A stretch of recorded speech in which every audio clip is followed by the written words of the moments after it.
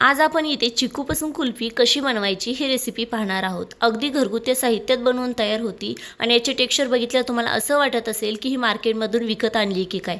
अगदी perfect texture असणारी कुल्फी अगदी चिकूपासून तुम्ही घरच्या साहित्यात बनवू शकता। खायला खूप सुंदर लागते। गरमीचे दिवस सुरू झालेले आहेत, लहान मुलं असो किंवा तुम्ही जर बाहेरचं खराब पाण्याचा बर्फ वापरलेली तुम्हाला कुल्फी नको असेल तर तुम्ही ही रेसिपी पाहून घरी तुम्ही ही नक्की ट्राय करा। तर त्यासाठी काय काय साहित्य लागते मी ते सुद्धा तुम्हाला सांगणार आहे। जर यातले एखादे साहित्य नसेल तर त्याच्याऐवजी तुम्ही काय वापरू शकता ह्या फुल टिप्स सहित मी तुम्हाला व्हिडिओ देत आहे। चला तर मग काय काय लागते ते पाहूया। सुरुवातीला इथे मी अमूलचे म्हशीचे दूध घेतले आहे 1 लिटर। तर कुठलेही असू द्या, म्हशीचे 1 लिटर दूध घ्या म्हणजे ते पटकन आटले जाते। बरोबरच आपल्याला इथे का नाही चिकू घ्यायचे आहेत, 7 ते 8 चिकू घ्यायचे, मीडियम आकाराचे घ्यायचे, त्याची साल काढून घ्यायची आहे। बरोबरच आपल्याला इथे अर्धी वाटी काजू घ्यायचे आहेत। आता जर तुमच्याकडे काजू नसतील तर काय करायचे, तर तुम्ही इथे अर्धी वाटी बदाम घ्या। बरोबरच इथे अर्धी वाटी मी इथे मिल्क पावडर घेतली आहे। आता मिल्क पावडरची काही गरज नव्हती, माझ्याकडे उपलब्ध आहे म्हणून घेतली। जर तुमच्याकडे नसेल तर त्याच्याऐवजी तुम्ही आदल्या दिवशीच्या दुधाची साई अर्धी ते 1 वाटी वापरा। बरोबरच इथे कंडेन्स मिल्क फक्त मी ही स्वीटनेससाठी वापरलेले आहे, माझ्याकडे उपलब्ध होते म्हणून, याची काही गरज नाही आहे। जर तुमच्याकडे नसेल तर तुम्ही याच्या जागी अर्धी वाटी साखर वापरा। पण आता इथे तुम्ही तुमच्या टेस्टनुसार कुल्फी किती स्वीट हवी त्याच्यानुसार साखरेचे प्रमाण कमी जास्त करू शकता। चला पुढची प्रोसेस पाहूया। त्यासाठी एका वाटीमध्ये आपल्याला कोमट पाणी घ्यायचं आहे, त्याच्यामध्ये हे काजू भिजायला घालायचे आहेत। आता तुम्ही काय करायचे, इथे अर्धी वाटी बदाम जर घेतले ना तर कोमट पाणी करायचं आणि त्याच्यामध्ये बदाम भिजायला घालायचे। अगदी 10 ते 15 मिनिटात छान असं भिजले जातात। नंतर त्याची साल काढून घ्यायची, म्हणजे तुम्ही इथे काजूच्या जागेला भिजलेले बदाम वापरू शकता साल काढून। आता इथे गॅस चालू करायचा, गॅसवरती पसरट कढई ठेवायची आहे। जरा हाईटला थोडी जास्त असली पाहिजे, म्हणजे कसं आपल्या याच्यातून दूध बाहेर पडू नये याच्यासाठी आपल्याला कढई तशी वापरायची आहे। कढई व्यवस्थित गरम झाली की आपले जे 1 लिटर दूध घेतले होते ते दूध पूर्ण आपल्याला याच्यामध्ये काढून घ्यायचे आहे। आता आपल्याला हे दूध याच्यामध्ये घातल्यानंतर ना लक्षात राहू द्या, उकळी येईपर्यंत तुम्ही हाय फ्लेम ठेवू शकता, पण जेव्हा दूध उकळायला सुरू होईल ना तेव्हा मीडियम किंवा एकदम स्लो गॅसवरती छान त्याला आटू द्या। आता छान चमच्याने आपण हलवून घेऊया, म्हणजे ते खाली लागणार नाही आणि छान ह्याला फसकरून वरती असं तुम्ही पाहू शकता अगदी असं उकळायच्या स्टेजला येईपर्यंत फुल गॅसवरती असंच ठेवून द्या। छान ह्याला एक उकळी फुटायला सुरू झाली की व्यवस्थित ह्याला हलवत राहायचं, म्हणजे ना साईडनी किंवा खालनं डागलायची गरज असते, म्हणजे ते डागलू शकते दूध आणि त्याची स्मेल जी असते ना ती आपल्या या कुल्फीमध्ये येऊ शकते। त्यामुळे फक्त एकसारखं हलवत छान त्याला असं उकळायला सोडून द्या। छान उकळायला लागलं की अगदी बारीक गॅसवरती तुम्ही ह्याला उकळायला सोडू शकता आणि पुढची प्रोसेस करू शकता। इथे मी चकू घेतलेले आहेत। आता चकूचे काय करायचं आहे, आपल्याला कट करायचा आहे आणि त्याच्यातले बिया आणि जो हा पांढरा भाग असतो ना हा आपल्याला काढायचा आहे।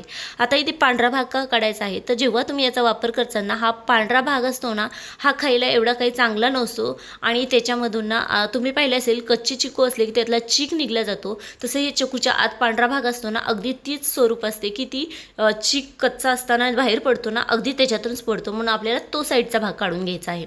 मिक्सर जार घ्यायचा आहे। सुरुवातीला आपण मिक्सरमध्ये काजू बारीक करणार आहोत। आता इथे तुम्ही काजूऐवजी बदाम भिजाय घातलेले असतील तर त्याची साल काढून घ्या आणि ते याच्यामध्ये छान मिक्सरला थोडंसं अगदी थंड दूध घालून अगदी थोडंसं चांगलं फिरवून एकदम बारीक पेस्ट बनवून घ्या। आता इथे बदाम घेताना फक्त बदामाची साल काढून घ्या, एवढी गोष्ट लक्षात राहू द्या। छान अशी पेस्ट बनवून झालेली आहे। आता आपण ही एका वाटीमध्ये काढून घेऊया, कारण ह्या मिक्सर जारमध्ये आपल्याला चिकूसुद्धा अशीच पेस्ट करून घ्यायची आहे। आता हे साईडला ठेवून देऊया आणि मिक्सर जारमध्ये आपण इथे चिकू घालून घेऊया। आता इथे चिकू घातल्यानंतर ना आपल्याला कुठल्याही दुधाची गरज पडत नाही, अगदी तुम्ही असंच फिरू शकता, कारण त्यात ओलसरपणा असतो, त्यामुळे त्याची पेस्ट इतकी छान अशी स्मूथ बनवून तयार होते। मी तुम्हाला इथे दाखवते अगदी अशी। आता हा सुद्धा मिक्सर आपण साईडला ठेवून देऊया आणि आपण दूध किती आटले आहे ते चेक करूया। दूधसुद्धा छान असं आटत आलेलं आहे। ह्याला व्यवस्थित एकसारखं मी अधूनमधून हलवत होती, त्यामुळे तुम्ही लक्षात राहू द्या, कोणती जरी तुम्ही चिकू कट करत असा मिक्सरला फिरवत असा पण अधूनमधून दूध तुम्ही हलवत राहा, म्हणजे काय होईल की दूध खालनं डागलणार नाही आणि डागलले नाही तर आपले इथे कुल्फी परफेक्ट बनवून तयार होईल। आता इथे काजू पेस्ट घालायची आहे आणि छान एकदा हलवून घ्यायचं आहे। हलवल्यानंतर ना लगेच आपल्याला याच्यामध्ये मिल्क पावडर घालायची आहे आणि मिल्क पावडर घातल्यावर सुद्धा आपल्याला याला छान हलवायचं आहे।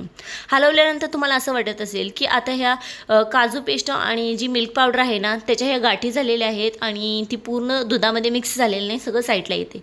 तर इथं टेन्शन घ्यायची काही गरज नाही, तुम्ही असं चमच्याने साईडला ढकलून थोडंसं प्रेस केले ना तरीसुद्धा ह्या गाठीना पूर्ण मेल्ट होतात। नाही तर तुम्ही असे दूध छान असं उकळून दिलं ना, तुम्ही अगदी पाहू शकताय की सगळ्या गाठी ही दुधामध्ये पूर्ण ऑब्झॉर्ब झालेल्या आहेत, इथे काहीसुद्धा राहत नाही, अगदी छान स्मूथ असं बनवून तयार होतं।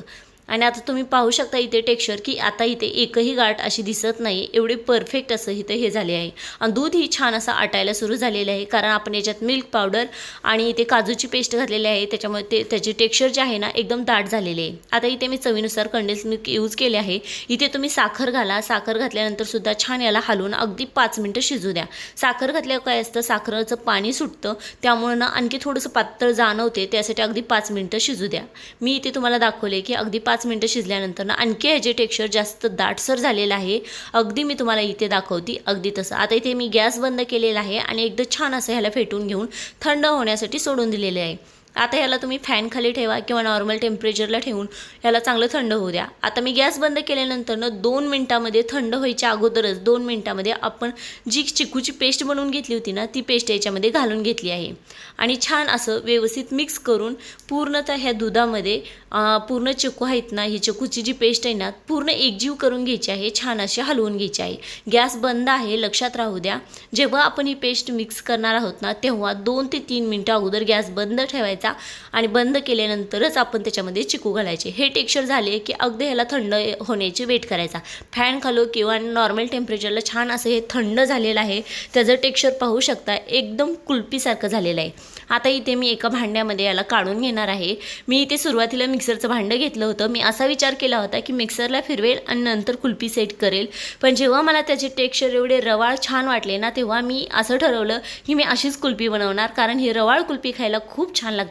जर तुम्हाला अशी आवडत नसेल तर एकदा तुम्ही मिक्सरला फिरवून घेऊन ती पेस्ट याच्यात ओतली तरीसुद्धा चालेल, ती स्मूथ एकदम छान तयार होईल. पण मला अशी रवाळ हवी होती, त्याच्यामुळे ना मी अशी डायरेक्टली ह्या कपांमध्ये घालून घेतली. आता इथे तुम्ही स्टीलचा एखादा ग्लास असो किंवा तुमच्याकडे एखादा बाऊल असो किंवा असे कप असेल किंवा तुमच्याकडे ना कुल्फी मोड असेल, त्याच्यामध्ये घाला आणि छान असं वरनं नाही ते फोलिंग पेपर लावून घ्यायचा आणि त्याला वरनं अशी लबर घालायची, म्हणजे ते पूर्ण पॅक होते. जर आता इथे कुल्फीचा जर तुमच्याकडे मोड असेल तर तुम्ही डायरेक्ट त्यात घातले तरीही चालेल, काही हरकत नाही. आणि नंतर अशी एक ट्यूब घ्यायची आणि तो त्याच्यामध्ये घालायची. आता नसेल तर त्याच्या जागी ना तुम्ही तुमच्याकडे अवेलेबल असेल ती काहीही त्यामध्ये घातले तरी चालेल, आणि नाहीतर तुम्ही असे जरी ठेवले आणि नंतर कट करून स्पूननी खाली तरीसुद्धा चालेल. आता इथे आपल्या सगळ्या ग्लासला आपल्याला असा पेपर लावून घ्यायचा आहे. हा फोलिंग पेपर आहे. यामुळे ना काय होतं, आपण फ्रीजरला जेव्हा ह्याला स्टोअर करून ठेवतो ना, तेव्हा पेपरला पाणी सुटत नाही आणि त्याच्यामुळे त्याच्या अंदर पाण्याचा थेंबही जात नाही, त्यामुळे कुल्फी छान अशी जमली जाते. आता ह्याच प्रोसेसने आपल्याला 4ही ग्लासांना छान असं फोलिंग पेपर लावून, लबर लावून छान असं पॅक करून घ्यायचं आहे. अगदी मी तुम्हाला इथे दाखवते तसेच. आता तुम्ही इथे पाहू शकता सगळे ग्लास परफेक्ट असे पॅक करून ठेवण्यात आलेले आहेत. आता राहिलेलं जे आहे ना, ते मिक्सरला छान फिरवून घेतले आणि त्याची पेस्ट बनवली, कारण तुम्हाला दाखवायचंच आहे, त्यासाठी मी इथे पेस्ट बनवून घेतली आणि ती पेस्ट इथे ग्लासमध्ये ओतून घेतली. इथेही तीच प्रोसेस करायची आहे. पूर्ण ग्लासमध्ये ओतून झाल्यानंतर त्याला फोलिंग पेपर लावून छान असं लबरनी पॅक करायचं आहे. इथे मी काही लावलं नाही, फक्त तेवढंच केलेलं आहे, कारण मी ही अशीच कट करून यूज करणार आहे कुल्फी, त्याच्यामुळे मी ही प्रोसेस केलेली आहे. आता इथे हे लावल्यानंतर आपल्याला काय करायचं आहे, डीप फ्रीजरमध्ये ह्याला अगदी 12 तासासाठी छान असं फ्रीजर होण्यासाठी, थंड होण्यासाठी आणि कुल्फी जमण्यासाठी ठेवायचं आहे. चला तर मग आता अगदी 12 तासानंतर ना आपण बघणार आहोत की कुल्फी कशी जमून तयार झालेली आहे. आता इथे 12 तासानंतर मी दुसऱ्या दिवशी कुल्फी ओपन करून तुम्हाला दाखवते की कशी बनवून तयार झालेली आहे.